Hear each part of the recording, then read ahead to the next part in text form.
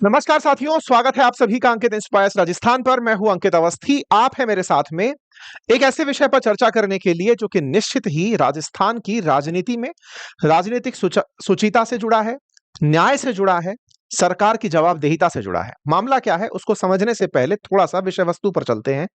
आपके सामने राजस्थान का एक जिला चित्तौड़गढ़ दिखाया जा रहा है। चित्तौड़गढ़ के अंदर एक उपखंड, एक तहसील है, नाम है जिसका कपासन। कपासन में बहुत सी संख्या में लोग सड़कों पर हैं और वो हाथ में तख्तियां लिए हुए हैं कि सूरज माली को न्याय दो। यहां पर आप संख्या देखकर अंदाजा लगा सकते हैं कि हजारों की संख्या में लोग इकट्ठे हैं और वो किसी मांग को लेकर सड़कों पर बैठे हैं। अब सवाल बड़ा है कि सूरज माली के साथ ऐसा अन्याय क्या हुआ है जिसके लिए न्याय मांगने की जरूरत पड़ रही है। मामला कुछ यूं है कि सूरज माली की तबीयत खराब है। तबीयत कैसे खराब है? तो आप यहां पर बंधा हुआ प्लास्टर देख सकते हैं। प्लास्टर से पता चलता है कि इनके पैरों में चोट आई है। मैं आपको जानकारी दे देता हूं कि सूरज माली के 25 फ्रैक्चर हुए हैं, जैसा मीडिया में क्लेम किया जा रहा है। 25 फ्रैक्चर हुए हैं, तो इसमें न्याय कहां से आ गया?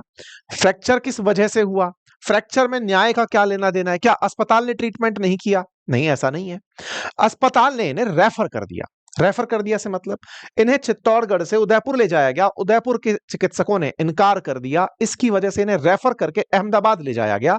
वहां इनका उपचार चल रहा है। तो क्या अस्पताल ने अन्याय कर दिया? नहीं। चोट इतनी गहरी थी कि अस्पताल ने इन्हें और ऊंचे अस्पताल में रेफर कर दिया। चोट आई क्यों? यही सारा बवाल है। असल मायने में इस व्यक्ति यानी कि सूरज ने विधायक से कुछ मांग की थी। मांग करने पर विधायक समर्थकों ने युवक के पैर तोड़ दिए। ऐसा मीडिया के अंदर चला आ रहा है, न्यूज चली आ रही है कि सूरज नाम के व्यक्ति यानी सूरज माली ने विधायक से, जो सिटिंग एमएलए है कपासन से, चित्तौड़गढ़ जिले के अंदर, उनसे कुछ क्वेश्चन किए थे, सवाल किए थे और सवाल भी बहुत ही सहज तरीके से किए थे, सोशल मीडिया के माध्यम से किए थे। तो उनके समर्थकों ने, विधायक के समर्थकों ने इनके पैर तोड़ दिए। सवाल बड़ा बनता है। सवाल यही बनता है कि क्या सवाल पूछना मना है? क्या हम क्वेश्चन पूछने का अधिकार खो देंगे? क्या हम जिनको वोट देकर राजनीति में वोट देकर के लोकतंत्र में जनता का, जनता के द्वारा जनता के लिए जो शासन है, जो जनता हमारे लिए शासन में उतरी है, या फिर जो हमारे जनप्रतिनिधि हमारी वजह से शासन में है, अगर उनसे हम सवाल भी ना पूछ पाए तो फिर ये डेमोक्रेसी कैसी? इस डेमोक्रेसी में अगर जवाबदेहिता ही ना हो तो फिर ये लोकतंत्र कैसा? बस इसी को लेकर के ये लोग चित्तौड़ के अंदर सड़कों पर हैं। सवाल पूछा, पैर तोड़ दिए गए।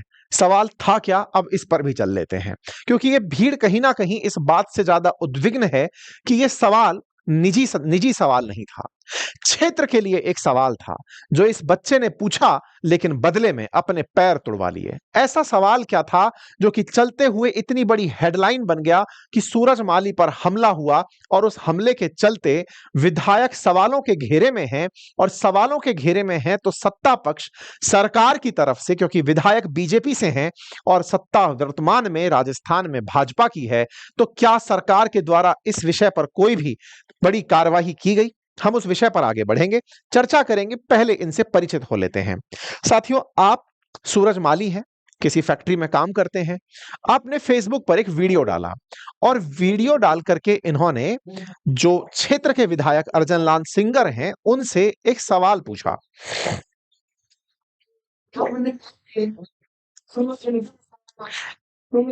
शायद आपको सुनाई नहीं दे रहा होगा।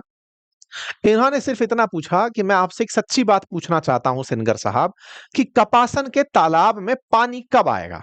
आप जब इलेक्शन में वोट मांगने आए थे तब आपने वादा किया था कि मैं जैसे ही चुनाव जीतूंगा आपके तालाब में पानी ले आऊंगा। इन्होंने वीडियो बनाकर आज से लगभग एक हफ्ते पहले सोशल मीडिया पर, फेसबुक पर एक वीडियो पोस्ट किया और पूछा कि सुन सिनगर साहब, ये बताइए कि आपने जो वादा किया था जब चुनाव में आप आए थे कि मैं जब चुनाव जीत जाऊंगा, हमने आपको वोट दिया, हमने आपको जिताया, लेकिन उसके बावजूद भी अब तक हमारे तालाब में पानी नहीं आया। यह सवाल फेसबुक पर था, फेसबुक के माध्यम से लोगों तक पहुंचा। राजेश्वर तालाब की बातें हो रही थी। सूरज माली ने सबके लिए, क्योंकि निश्चित ही राजनेताओं को किए गए जो चुनावी वादे हैं, जो उन्होंने अपनी तरफ से वादे किए हैं, उनको निभाने के लिए प्रश्न पूछा जाता है कि सर आपने कहा था कि आप ऐसा करोगे, आपने नहीं किया। तो इन्हें अपनी तरफ से एक वीडियो बनाकर डाल दिया। परिणाम ये निकला कि विधायक जी के समर्थकों द्वारा कथित रूप से, क्योंकि ये अभी तक प्रूवन कोई नहीं कर पा रहा है कि खेला क्या था, पुलिस ने भी जो लोग पकड़े वो कौन है, इस पर भी अभी सवाल खड़े हो रहे हैं, लेकिन कहा जा रहा है कि कथित रूप से विधायक के समर्थकों को यह बात पसंद नहीं आई और उन्होंने आकर युवक के पैर तोड़ दिए। युवक जब डेली काम करके फैक्ट्री से घर लौट रहा था, तो रास्ते में एक स्कॉर्पियो में सवार होकर आए युवकों ने इन्हें रोका, सरियों से, डंडों से, पाइप से इनके पैर तोड़ दिए, इनको बिल्कुल मरणासन स्थिति में छोड़ दिया। फिर इन्हें यहां से उठा करके अस्पताल ले जाया गया, तो इन्हें रेफर कर दिया गया, अहमदाबाद भेज दिया गया। परिणाम स्वरूप इनके परिवारजन और इनके समाज के जितने भी लोग हैं, कपासन क्षेत्र के जो लोग हैं, वो 5 बत्ती चौराहे पर सर्व समाज की ओर से चल रहे धरना प्रदर्शन में एकत्रित हैं। सरकार से 50 लाख रुपए की सहायता राशि, सरकारी खर्च पर इलाज और सरकारी नौकरी की मांग कर रहे हैं। चूंकि सत्ता पक्ष से जुड़ा सवाल है, तो विपक्ष की उपस्थिति लाजमी है और ऐसे में प्रदेश कांग्रेस कमेटी के अध्यक्ष गोविंद सिंह डोटासरा अपनी 4 सदस्यीय जांच समिति के साथ धरना स्थल पर पहुंचे थे। तो उम्मीद है कि अब आपको इसके अंदर सत्ता पक्ष और विपक्ष का भी महत्व समझ में आ गया होगा। दरअसल मामला भोपाल खेड़ा निवासी सूरज माली सिंहपुरा फैक्ट्री में जब काम करके लौट रहे थे, तब उन पर जो हमला हुआ, वो हमला उन पर हमला था, लेकिन मांग सार्वजनिक थी, इसलिए लोगों ने अपने ऊपर हमला लिया। लोगों का कहना था कि विधायक अर्जन लाल जिनगर का चुनावी वादा याद दिलाना इतना महंगा पड़ेगा। 14 सितंबर को सोशल मीडिया पर यह वीडियो आया। 15 सितंबर को युवकपुर सिंहपुर से जब लौट रहा था, तो उसको कांकरिया और गोराजी के बीच में निंबाहेड़ा गांव के बीच स्कॉर्पियो से आगे आकर बाइक सवार को रोककर पैर तोड़ दिए गए। ये ही वो भजन है जिसके चलते, मतलब इनका गीत है जिसके चलते उनके समर्थक नाराज हो गए और परिणाम ये निकला कि इनकी स्थिति बहुत बिगड़ गई। आप यहां पर इनके हालात देखकर अंदाजा लगा सकते हैं कि यहां पर आरोपी जिन पर आरोप है, उन्होंने जानलेवा हत्या का प्रयास किया, उन्होंने जानलेवा हमला किया, हत्या का प्रयास किया। व्यक्ति की स्थिति को देखते हुए इन्हें रेफर किया गया है उदयपुर। ये इस समय अहमदाबाद ये इस समय अस्पताल में भर्ती है।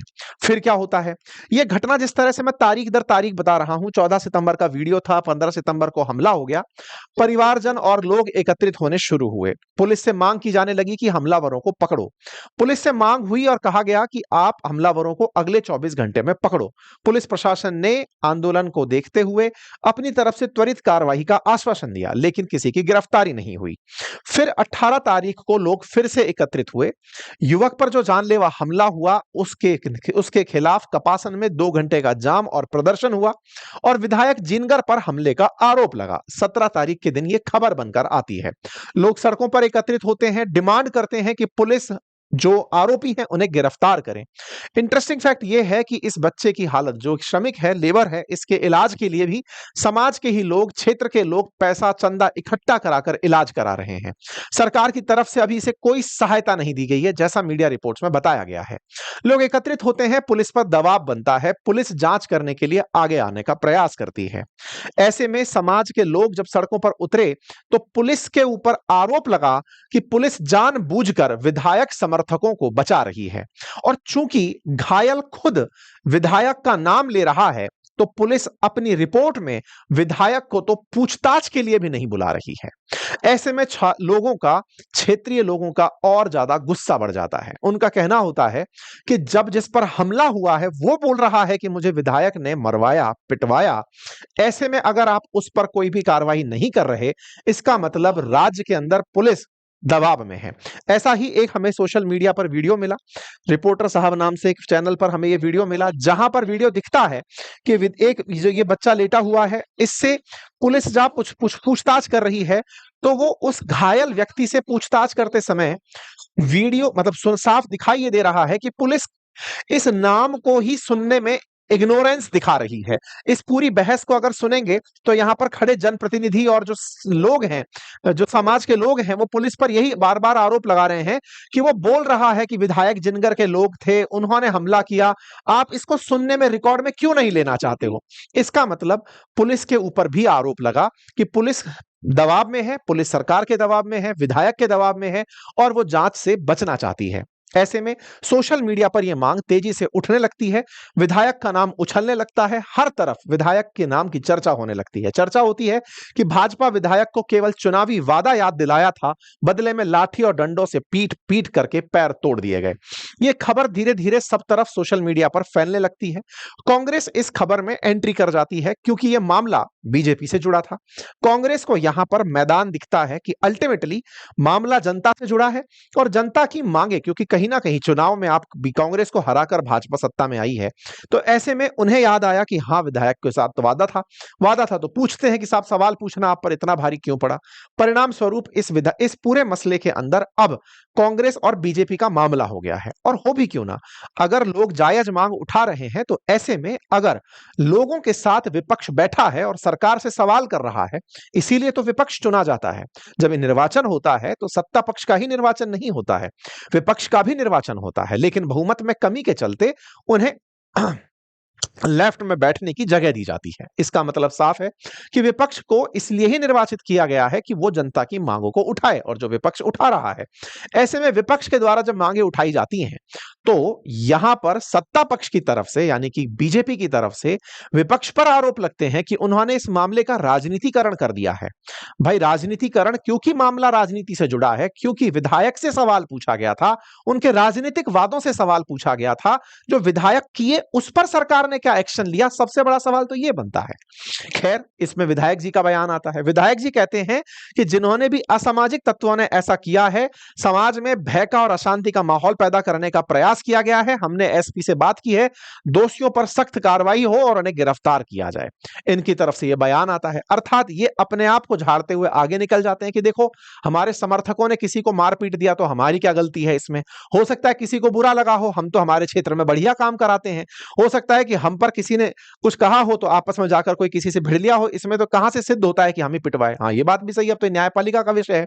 न्यायपालिका खुद तराशे कि साहब जो लोग थे, क्या वो विधायक जी से संबंधित थे, क्या विधायक जी से उनका संवाद हो रहा था, जिन्होंने मारपीट की, जिन्होंने हमला किया, क्या उनका विधायक जी के साथ कोई टेलीफोनिक संबंध था, क्या उनके बीच कोई संवाद कभी स्थापित भी हुआ था। ये सारी बातें तो अब जांच का विषय है कि विधायक जी से संबंध है कि नहीं। विधायक जी ने अपनी तरफ से पल्ला झाड़ लिया, बोले साहब मुझे नहीं पता। इस बात के बाद में पुलिस एक्टिवेट होती है, क्योंकि विधायक जी ने कह दिया, तो साहब पुलिस एक्टिवेट होती है, लोगों को कुछ को गिरफ्तार कर लेती है और उस स्कॉर्पियो को भी जब्त कर लेती है जिससे यह हमला हुआ। 19 सितंबर के दिन ये चित्तौड़गढ़ पुलिस के द्वारा अपडेट दे दिया जाता है। अब यहां पे फिर एक बवाल होता है। लोग कहते हैं कि जो लोग गिरफ्तार किए गए, 3 लोग गिरफ्तार किए गए, उनमें से 2 लोग जबरदस्ती डमी कैंडिडेट हैं और जो रियल हमलावर है वो तो अभी तक फरार है। अब रियल हमलावर में तो सीधा आरोप विधायक पर है, लेकिन उसके अलावा भी जो हमला करने आए थे वो तो अभी भी नहीं पकड़ में आए। साथ में 2 डमी पकड़े गए। ऐसा एंट्री करने के बाद पता चलता है अशोक गहलोत जी के द्वारा। अशोक गहलोत जी यहां पर इस खबर के लिए जब पहुंचते हैं, इनको लोग आकर के, समाज के लोग सूचित करते हैं कि सर ऐसा ऐसा मामला हुआ है, आप यहां पर पहुंचते हैं, जनता को संबोधित करते हैं। अब चूंकि पूर्व मुख्यमंत्री यहां पर हैं, तो ऐसे में इस सभा से और ज्यादा इंपैक्ट पूरे राजस्थान पर भी पड़ने लगता है, चर्चा होने लगती है। इस बीच में फिर भाजपा का प्रतिनिधिमंडल बातचीत करने पहुंचता है। प्रतिनिधिमंडल 9 सदस्यीय कमेटी बनाकर धरना स्थल पर पहुंचता है, लेकिन उनकी बातें सुनी नहीं जाती। बीजेपी के प्रतिनिधिमंडल का कहना है कि चूंकि इस पूरे की पूरे आंदोलन को कांग्रेस ने हाईजैक कर लिया है, तो हमारा तो संवाद ही स्थापित नहीं हो पा रहा है। ऐसे में प्रतिनिधिमंडल बिना बातचीत किए लौट आता है। भाजपा आरोप लगाती है कि यह केवल विधायक की छवि को खराब करने के लिए उठाया गया आंदोलन है। अच्छा, अब यहां पर कुछ सवाल बनते हैं कि क्या भविष्य में अभी कोई इलेक्शन आ रहे हैं क्या विधायकी के या सांसदी के, जो विधायक की छवि को खराब करने का है? तो आंसर है जी नहीं। यह यथार्थ प्रश्न है, सामने खड़ा है। इस पर राजनीति से तो सत्ता पक्ष को बचना चाहिए। सरकार को त्वरित कार्रवाई करते हुए अपराधियों को सजा दिलानी चाहिए थी। सरकार ने 14 तारीख की घटना को 19 तारीख तक होने दिया और ऐसे में भी 6-7 हमलावरों में से 3 लोग गिरफ्तार हुए और पता चलता है कि उनमें भी अगर 2 डमी हैं। हालांकि इस पर अभी कोई भी प्रतिक्रिया पुलिस की तरफ से नहीं आई है, लेकिन मीडिया रिपोर्ट्स के अनुसार, जनता के अनुसार, उसमें 2 डमी उम्मीदवार हैं जो पकड़े गए हैं। मतलब उसमें भी किसी और को उठा लाया गया, ऐसा आरोप लग रहा है। तो ये सारे प्रश्न एक ही तरफ इशारा करते हैं कि कहीं ना कहीं पुलिस प्रशासन किसी दबाव में काम कर रहा था। अगर उन्हें यह खुली मोहलत दी जाती कि अपराधियों को पकड़ो, तो पुलिस तो साहब अपराध होते ही सारी चीजों को रोकने की क्षमता रखती है। इवन पुलिस की सुचिता के चलते तो अपराध होने में डरते हैं। ठीक है, खैर ऐसे में सरकार क्या डिसाइड करती है तो उसका विषय है। इसीलिए इस क्षेत्र के जो सांसद हैं सीपी जोशी जी, जो कि पहले बीजेपी बीजेपी के अध्यक्ष रह चुके हैं, राज्य बीजेपी के, वो यहां पर इससे मिलने के लिए अहमदाबाद पहुंचते हैं और परिवारजनों से मिलकर के अपनी तरफ से बातचीत करते हैं और उन्हें अपनी तरफ से आश्वासन देते हैं कि हां, आपकी हर संभव मदद की जाएगी। लेकिन परिवारजनों की अभी भी मांग यही है कि अगर विधायक पर आरोप है तो इस बात की जांच होनी चाहिए, नंबर एक। साथ ही साथ में परिवारजनों को न्याय के लिए 50 लाख रुपए की सहायता, युवक को सरकारी नौकरी और अपराधियों को कठोर से कठोर सजा मिलनी चाहिए। अब देखना यह होगा कि क्या वाकई में सरकार अपनी तरफ से इस मामले को जवाबदेहिता के साथ लेती है अथवा नहीं। अन्यथा जनता इन सब बातों को अपनी तरफ से तो याद रखती ही है। आप लोगों को इस विषय पर क्या लगता है, अपनी राय जरूर कमेंट बॉक्स में बताइएगा। सवाल फिर से यही कि क्या सवाल पूछना अपराध है, और अगर हां, तो फिर लोकतंत्र कहना अपराध है। जानकारी पसंद आई हो साथियों से साझा करें, अपनी राय कमेंट बॉक्स में रखें। चैनल पर नए हैं तो सब्सक्राइब कर लें। धन्यवाद।